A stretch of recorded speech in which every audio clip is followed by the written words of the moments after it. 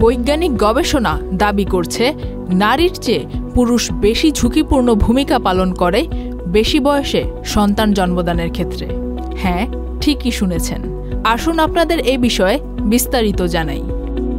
নারীর জৈবিক ঘড়ি বা বায়োলজিক্যাল ক্লক নিয়ে আমরা সবাই সচেতন।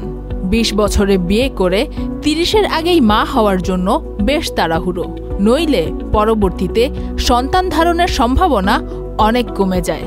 অবশ্য পুরুষের বয়স এবং বায়োলজিক্যাল ঘড়ি নিয়ে তেমন একটা চিন্তা থাকে না সমাজের কারোরই। কিন্তু এখন উদীয়মান বৈজ্ঞানিক প্রমাণগুলো ইঙ্গিত দেয় যে এই গল্পটি হয়তো অর্ধেক সত্য ছিল। ওয়ালটন এখন দেশের সীমানা পেরিয়ে পৌঁছে গিয়েছে 50টিরও বেশি দেশে। ওয়ালটন, ঘরে ঘরে, বিশ্বজুড়ে।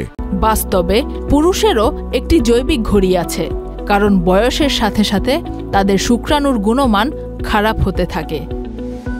সায়েন্স অ্যাডভান্সেসে প্রকাশিত 2025 সালের এক যুগান্তকারী গবেষণায় দেখা গেছে যে বয়স বৃদ্ধির সাথে সাথে নারীর ডিম্বাণুর সংখ্যা কমে গেলেও ডিএনএ স্তরে ডিম্বাণুর গুণগত মান উল্লেখযোগ্যভাবে স্থিতিশীল থাকে।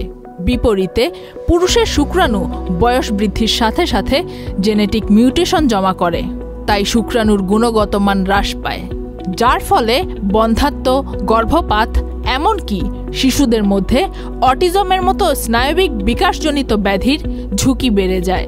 এসব কিছুই প্রমাণ করে যে উর্বরতার উদ্বেগ শুধুমাত্র নারীদের মধ্যেই সীমাবদ্ধ নয়। গর্ভধারণের সাফল্য এবং সন্তানের স্বাস্থ্যের ক্ষেত্রে উভয় সঙ্গী জৈবিক ভূমিকা পালন করেন। তাই যে সকল পুরুষ পিতৃত্ব বিলম্বিত করেন তারা 40 বছর পার হওয়ার পরে নারীর মতোই ঝুঁকির সম্মুখীন হতে পারেন।